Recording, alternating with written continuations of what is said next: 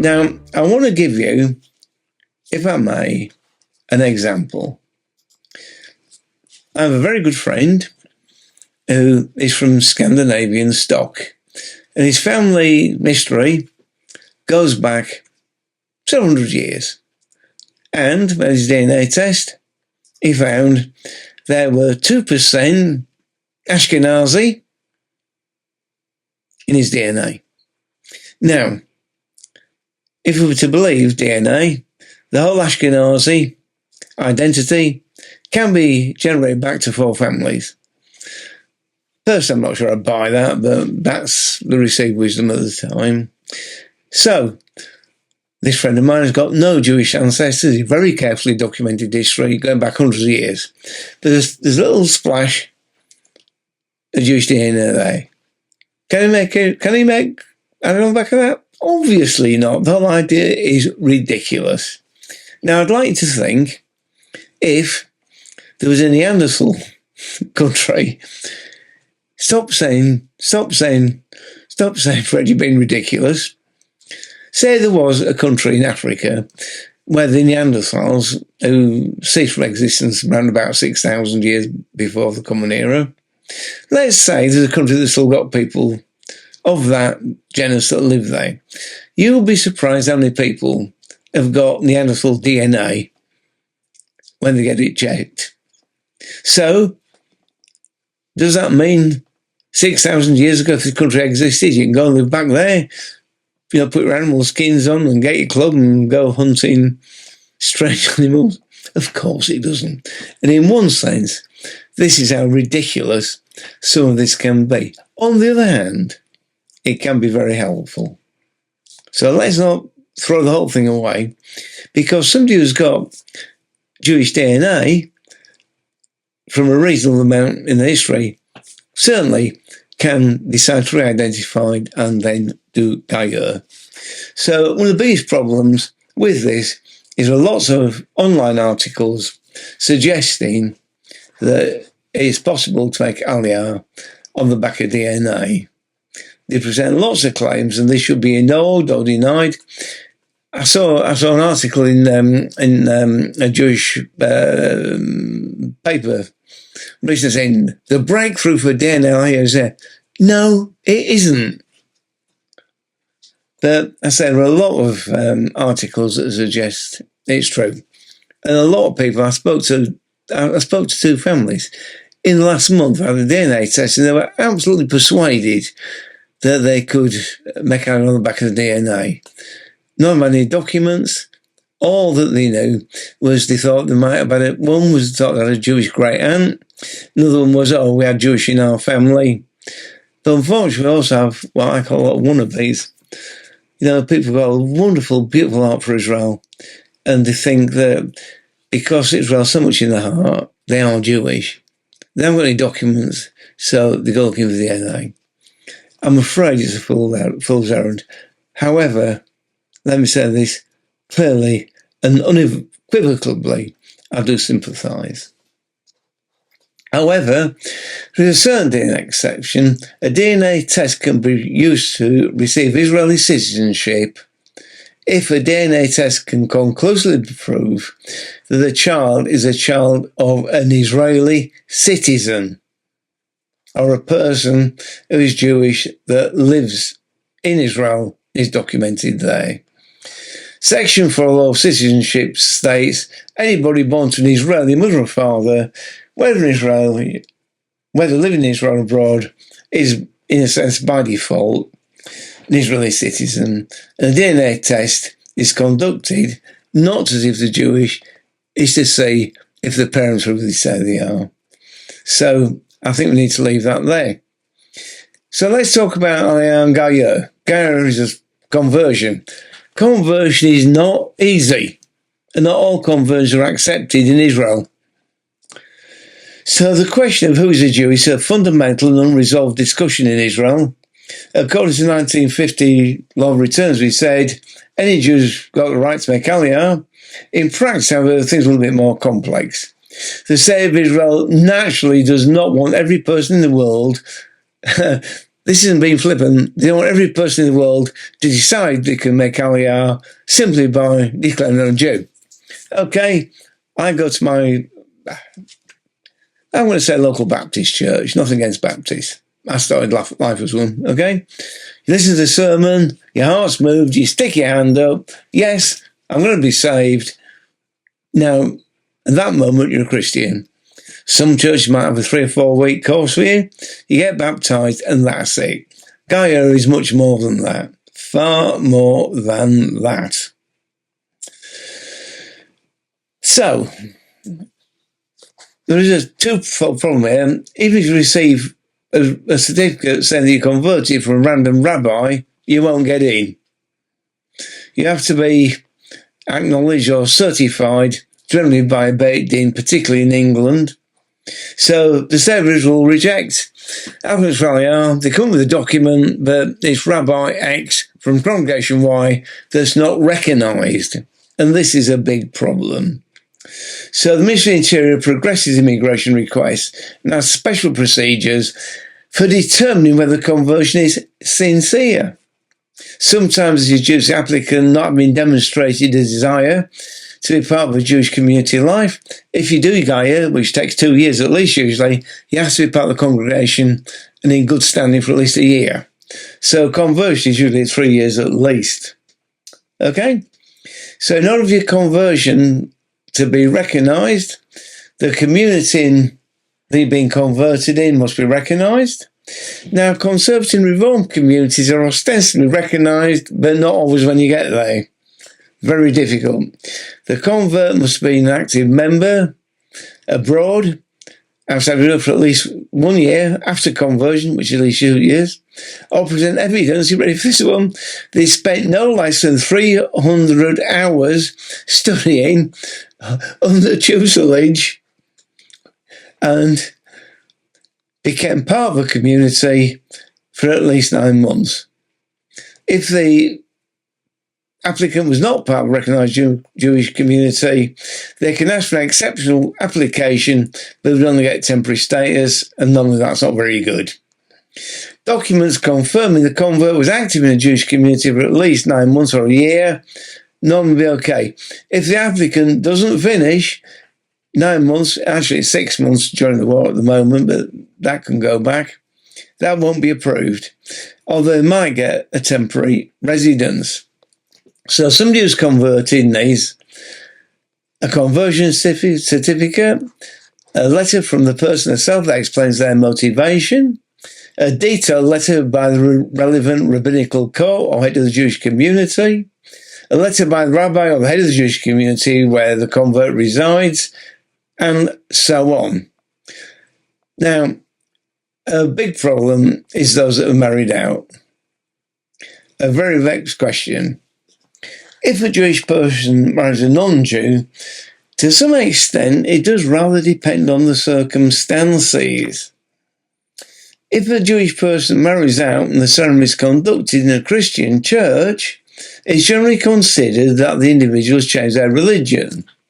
In the event of secular marriage, it will largely depend on the decision of the rabbinic authorities, particularly because it's considered that the spouse of a Jewish person is eligible for Aliyah. And this is a big problem. The answer to that is sometimes a person who's married out in the church, as long as they become a member of that church, might be able to do what I will term a modified Gaia, but no one will be asked to do a complete Gaia, both of them, which is at least 2 years and then a year being part of the community. Then we come to possibly what might be one of the more vexed questions, Messianic believers. Oh dear, oh dear, oh dear. What is a Messianic believer? Well, it's not a new problem. Going right back to the days of the early church, Hieronymus, who's probably better known to us as Jerome, Saint Jerome, the Catholic Church, obviously, he was a pretty good scholar, and he actually did learn Hebrew, and he did a translation of the Bible into Latin that's known as the Vulgate, brackets, the common version. And he had this to say about Jewish people who convert to Christianity. They are neither fish nor fowl. And I'm afraid that's been a general view, but from Christian Jews over the years. So how does a Messianic believer fare under the law of return? Well, according to the law of return, a Messianic believer who's a Jewish parent is considered to change their religion and therefore is ineligible for Aliyah. Shalom, I'm Gary Cristofero, Vice President of Ezra International. You know, some of you have been calling in to Ezra International and asking, is the Aliyah still happening today? Well, I'm here to tell you, it's happening. Ezra International is helping over 500 Jewish people get home to Israel in each of the months since the war began in Israel. Listen, anti-Semitism is off the charts around the globe, and Jewish people are recognizing this and they desire to go home. And we're there for them. We're going to help them get home to Israel regardless of the situation on the ground. But that too is in the hands of the Holy One of Israel. And Israel is still the safest place for a Jewish person. They desire to go home. We're here to help them make it home. God bless you. Thank you for helping. Go to EzraInternational.org today and give your best gift. Partner with God and help Jewish people get home. Recap. According to law of return, a Messianic believer who's a Jewish parent is considered to have changed their religion and is therefore ipso facto ineligible for Aliyah. Now, I've had people come to me and said, well, there have been some exceptions, and they quote the Beresford case plus one or two others. Can I suggest you, if you want to go further into this, because I haven't got time, I've discussed this in most of my writings, and particularly in the three-stranded cord. Of those that have appealed to make Aliyah, there have been quite exceptional circumstances. Without going into massive details, the gentleman who was a very senior officer in the IDF Navy, who married out, and his case went on for quite some time, and that's one that caused a lot of grief, consternation, and never really met resolution. Amongst Messianic believers, the Beresford case is probably the biggest one. Can I suggest that you look at a combination we wrote with multiple authors. I was the privilege with editors, Roots and Branches, and he discusses the Beresford case. As I said, in Three-Stranded Cord, we have further discussions. However, I'm not entirely sure, unless you're a Messianic believer, you're going to read all these things because they're very convoluted and quite difficult. The only case that I can personally think of where a Messianic believer, and they weren't particularly, as I would say, it was a lady who got married in the Catholic Church, and it's a little bit cloudy whether she actually did a formal conversion or was just dragged into it, so to speak. And they were divorced, etc., and so on. Her personal circumstances were tragic, so they allowed her to come back. I should have said she was an Israeli citizen before this started. They allowed her to come back on the grounds of compassion and mercy, not, let me say this again, not on the right to return. So we got another slight problem with Messianic believers. If I, for instance, join a Messianic fellowship, and possibly we need to discuss slightly what Messianic fellowship is. Now, to the best of my understanding, and I've spent some time, some considerable time, looking at these kind of things, I think the title Messianic fellowship can be a little bit misleading. Because at the end of the day, we should all be Messianic believers, shouldn't we? Shouldn't we? If we believe that Yeshua is a Jewish Messiah, then we're all Messianic believers. However, according to Judaism and the laws of return, if one accepts that Yeshua is Messiah, one has changed the religion and is a Christian and not Jewish. Oh, that seems fairly straightforward, doesn't it? So we have Messianic fellowships, some that are led by converts to Judaism. I know two of these, and I consider one of them to be a friend, and another two to be colleagues in the academic world, even though we'll disagree quite strongly about, that's neither here nor there. However, we have another category of people, and I say I am mildly empathetic towards these. Okay, we'll make a hypothetical case. We'll call this person A. He's not a real person. Call this person A. We're attending their Christian expression. Catholic, Protestant, Pentecostal, many shades of theology. Quick plug for my forthcoming book, 12 the Theology of Israel. Massive thing. Most academic thing I've ever written, but recent one, and I'm trying to interface with this. But as part of this is important, as part of this, the Christian church, from the time of the early Church fathers, divorced itself from the Jewish roots of the faith. So, I found this quite interesting. A lot of Messianic believers actually are very well educated. They've actually studied quite a bit of theology.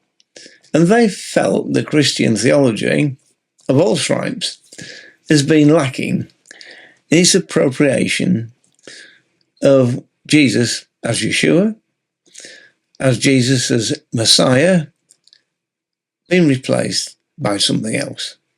They've also looked at the gross anti-Semitism of the early church fathers and theology ongoing. So they've, in one sense, divorced themselves from what we might call the traditional church. I have a lot of sympathy for this. Where I don't have sympathy, and please excuse me for this, is in putting meetings together that basically American Pentecostalism with a few Hebrew songs, etc. That's the worst end of it. Then we've got the middle element where Messianic fellowships read the Parsha. That's Hebrew worship. I can see that, okay? Then we've got the really extreme end, and as far as I know, there might be one or two in America, but I know there's 2 or 3 in Israel, that I would say pretty much all quasi-Orthodox Jewish people who would recognise Yeshua as Messiah. However, they do have the slight problem of still appropriating early church allegorical interpretations of the New Testament. Shalom. I'm Gary Cristofero, Vice President of Ezra International.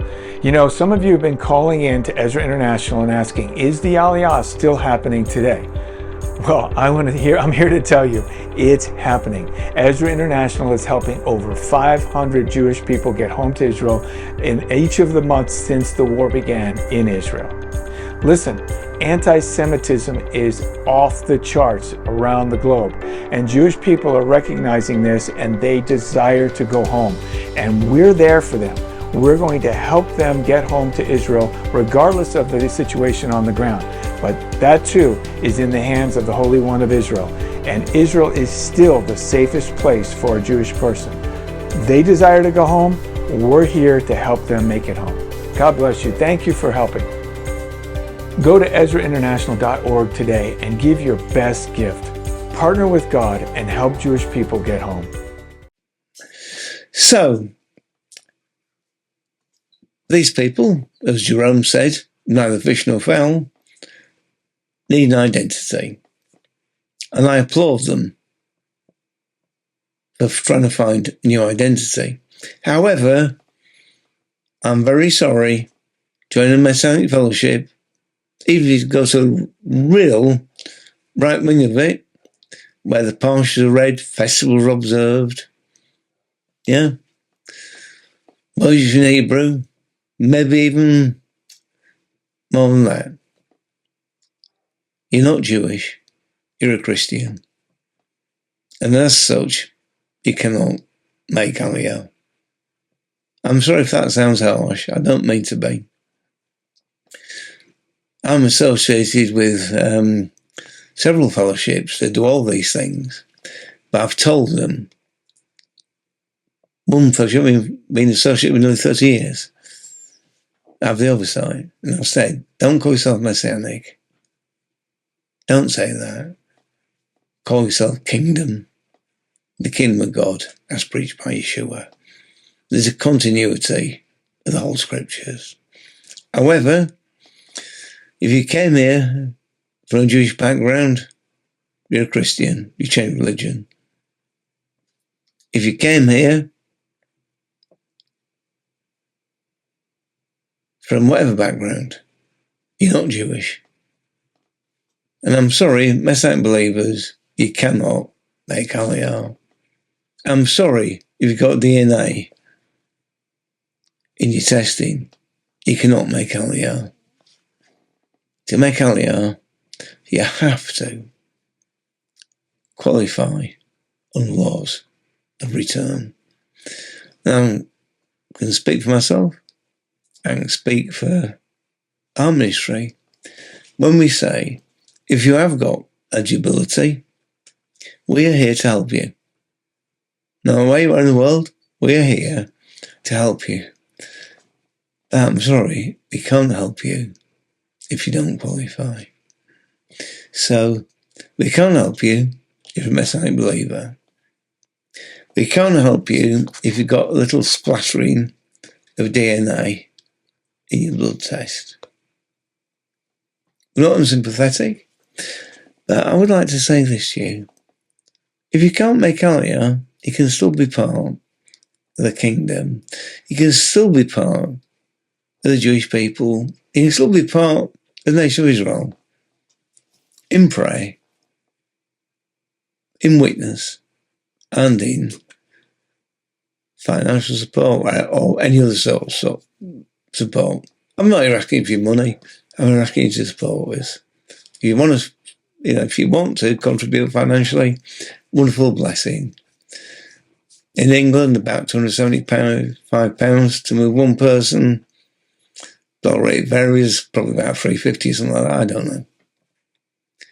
So, I don't know whether this will go out in 2 or 3 segments, but I think it's important that we actually, all of us, understand what law return is. So, so we can help everybody who wants to go and cannot go, who needs to go and should, and for the rest of us who desperately want to see the kingdom of God who want to see Israel as a nation where, according to all the scriptures that we've promulgated and published on, some will go believing the majority will meet the Lord on the mountains of Israel. So until we meet again, God be with you. If you're just looking at this as an information broadcast, which is what it is really, look at our teaching videos. Not just mine, but look at those that concern the ministry and everything else. Ezra is a wonderful ministry, putting its arms around the whole world for the Jewish people to help them return, to help them when they're there, but also to help the church and those that are in it to be an authentic expression of the kingdom.